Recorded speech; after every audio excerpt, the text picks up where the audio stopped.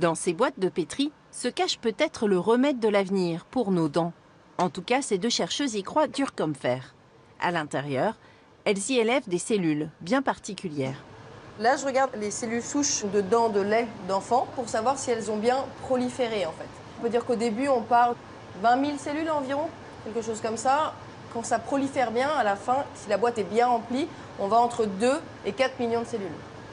Dès lors qu'elles sont suffisamment nombreuses, la récolte peut commencer.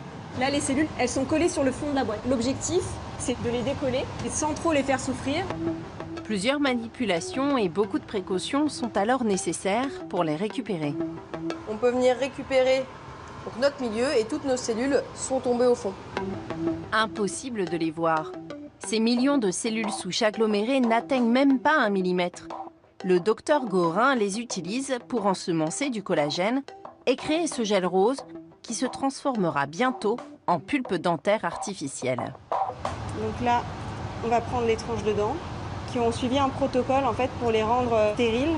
Même coupées et stérilisées, ces tranches de dents et surtout la dentine qu'elles contiennent restent des prélèvements biologiques dotés de certaines propriétés qui vont se réactiver au contact de ce gel. Et là, on va couler dans les tranches. Donc on replace en fait ce tissu artificiel dans un contexte dentogénique, c'est-à-dire comme si c'était vraiment dans la bouche. Donc avec les facteurs de croissance qu'il y a dans ce qu'on appelle la dentine qui entoure la pulpe, parce que la pulpe communique avec la dentine. Cette communication est essentielle, mais elle ne suffit pas.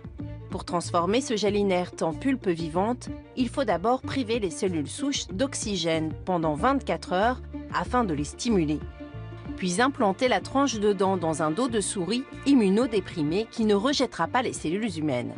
Ainsi placées en sous-cutané, les cellules vont au contact de la dentine attirer les vaisseaux sanguins de la souris et créer un tissu vivant.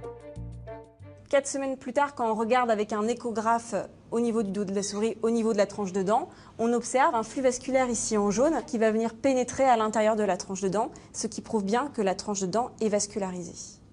Une pulpe régénérée, qui substituée à l'original peut à nouveau défendre la dent. La pulpe, c'est ce qui va nourrir la dent.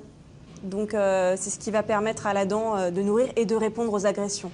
Quand on a une carie, la pulpe va sécréter de la dentine pour se protéger et donc protéger la dent de l'attaque bactérienne.